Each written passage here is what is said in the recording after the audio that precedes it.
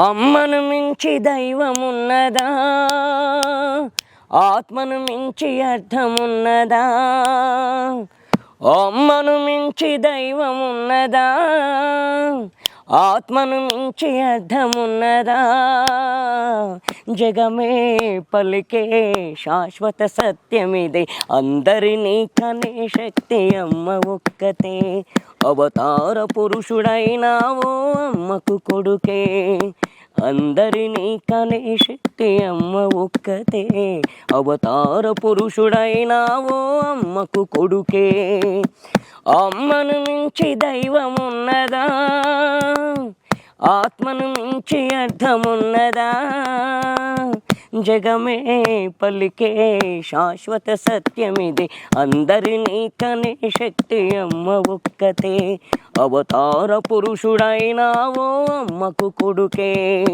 అందరినీ కనే శక్తి అమ్మ ఒక్కతే, అవతార పురుషుడైనావో అమ్మకు కొడుకే. ఓకే, సో పలాసాలో అవకాశం వచ్చింది, అప్పుడు పాడినప్పుడు ఫస్ట్ టైం సినిమా అవకాశం వచ్చినప్పుడు ఎలా అనిపించింది మీకు? చాలా బాగా అనిపించిందండి. మామూలుగా మ్యూజిక్ డైరెక్టర్స్ అంటే భయం వేస్తుంది, అంటే ఆ విషయం మీకు తెలుసు మామూలుగా, అంటే ప్రతి ఒక్కరికి నాకు కూడా అలాగే వేసింది, కానీ అక్కడ అలా లేదండి. నేను అనుకున్న భయంలా లేదు అసలు. రఘు కుంచేశారు, వచ్చారు, గచ్చిబౌలి దాకా వచ్చారు, గచ్చిబౌలి నుండి మళ్ళీ కార్లోనే హైటెక్ తను ఉండే స్టూడియో తీసుకెళ్లారు, నా చేయబట్టుకొని ఆయన స్టూడియో లోపలికి తీసుకెళ్లారు. సూపర్. ఆయన తీసుకెళ్ళిన తర్వాత మళ్ళీ హెడ్ ఫోన్స్ పెట్టి పాట రికార్డ్ చేశారు. 11ంటికి షూటింగ్ అయిందండి, 4ంటికి అయిపోయింది. రఘు కుంచేశారు, మేము ఇద్దరం ఆడుకున్నామండి. ఏం ఆడుకున్నారు? పాటతో ఆడుకున్నామండి, ఏం ఆడుకుంటాం అది. అప్పుడు పాట రికార్డింగ్ అయిపోయిన తర్వాత రఘు కుంచె గారు ఏమన్నారు అప్పుడు మీ పాట విని? చాలా బాగా వచ్చిందన్నారండి, ఎందుకంటే ఎక్సలెంట్, చాలా బాగా వచ్చిందన్నారు, నిజంగా ఎక్సలెంట్ అని చెప్పారు. మేము బయటికి వస్తుంటే మేమిద్దరం అదే కార్లో, మేమిద్దరం ఎక్కిన తర్వాత అదే కార్లో అదే పాట వేసుకొని వస్తున్నాం. మళ్ళీ గచ్చిబౌలి దాకా డ్రాప్ చేశారు నన్ను. ఆ సినిమాలో పాడినటువంటి పాట ఒక్కసారి పాడతారా మళ్ళీ? పలాస సినిమాలో పాడిన పాట. బొగతాయిను ఇను సెబుతాయిను ఇను మావో రే వైభోగం, ఆ ఎర్ర చెరువు ఎగిరే కొంగల కోలాటాలు. బాగుంది రాజు, పలాసలో పాట కూడా చాలా బాగా పాడావు.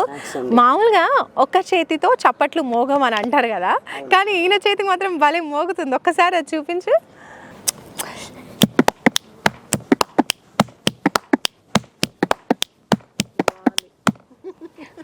ఇంకో ప్రత్యేకమైన ఇన్స్ట్రుమెంట్ ఏది అవసరం లేదు అసలు, హాయిగా పాడుకుంటూ తన మ్యూజిక్ తనే చేసుకుంటూ బాగా పాడుకుంటూ ఉన్నారు. ఇది ఎప్పుడు స్టార్ట్ అయింది అసలు నీ లైఫ్లో, అంటే ఇలా కొట్టాలి ఇలా నేర్చుకోవాలి అని? డబ్బా పోయిందండి, ఆ కిరసనాయిల్ డబ్బా అనేది పోయింది. అలా పోగానే ఇంకా మళ్ళీ ఏ దిక్కు లేదు. ఇంకా డబ్బా దొరకలేదా రాజు? కాదండి, ఆ పగిలిపోయింది కదా, నేను డబ్బా ఆడితే మా వాళ్ళు కొడతారేమని. అలా అనుకున్నావా? అంటే కొడతారేమని ఇంకా అడగకూడదని ఇలా ఇలా ఇలా ఇలా వాయించే. ఇప్పుడు కూడా ఇంకా కొన్ని ఇన్స్ట్రుమెంట్స్ నేర్చుకుంటున్నావు అంట కదా, అంటే వోకల్తో పాటు ఇన్స్ట్రుమెంట్స్ కూడా నేర్చుకుంటున్నావా? జయకుమారాచారి సార్ దగ్గర మృదంగం నేర్చుకుంటున్నాను అండి. అండ్ మృదంగం నేర్చుకుంటూ, అంటే ఈసారి లాస్ట్ ఆయన దగ్గర అట్లా. ఇంకేం లేదు, రామాచారి సార్ దగ్గర లైట్ మ్యూజిక్ నేర్చుకుంటున్నా. ఫోక్ సాంగ్స్ ఇష్టమా నీకు? అసలు ఏ సాంగ్స్ ఇష్టం నీకు? రాజుకి ఇష్టం మూవీ సాంగ్సే, కానీ ఈ మధ్య కొంచెం పోక్ వాళ్ళు కూడా టచ్ చేస్తున్నారు కదా, అంటే ఫోక్ సాంగ్స్ కూడా టచ్ అవుతున్నాయి. ఎందుకంటే మామూలుగా లోకల్ ఛానల్స్ వస్తాయి కదా, అవి ఉన్నాయి, అందులో ఏంటంటే ఫోక్ సాంగ్స్ అలా నేర్చుకుంటూ వింటుంటాను అనమాట. అలా వింటూ వింటూ నాకు ఫోక్ సాంగ్స్ కూడా అలవాటు అయ్యాయి. ఏంటంటే ఇప్పుడు ఫోక్ వాళ్ళకు కూడా ఏంటంటే రమ్మంటే వెళ్తా. డప్పు తీసుకొని ఒక్కసారి దరివేసి ఒక మంచి ఫోక్ సాంగ్ పాడు రాజు మా కోసం.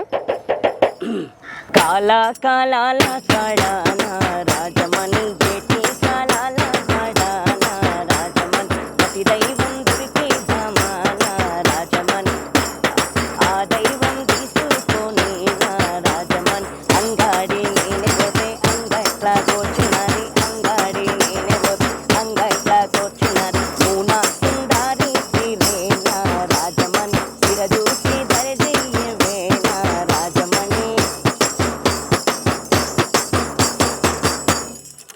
సూపర్.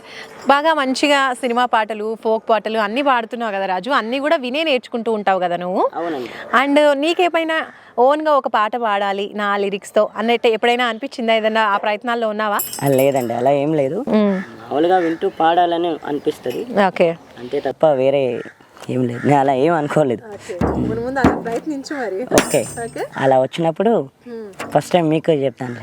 ఓకే సరే, మరి ఫ్యామిలీలో ఇప్పుడు నువ్వు బయటికి ఎక్కడికి వెళ్ళాలన్నా, లేదంటే ఇప్పుడు పాట పాడినప్పుడు విన్ని బాగుంది ఇలా కొంచెం మార్చుకో, లేదంటే ఇలా చెయ్యి అని పనిలో కావచ్చు, పాటలో కావచ్చు, నీ ప్రయాణంలో కావచ్చు, నీకు ఎక్కువగా ఎవరు సపోర్ట్ చేస్తూ ఉంటారు? ఇంకా నీకు నలుగురు సిస్టర్స్ అని కూడా చెప్పావు కదా. అవునండి, మామూలుగా అంటే ఇది పాడాలి, ఇలా పాడాలి, అలా పాడాలని చెప్తుంటారు.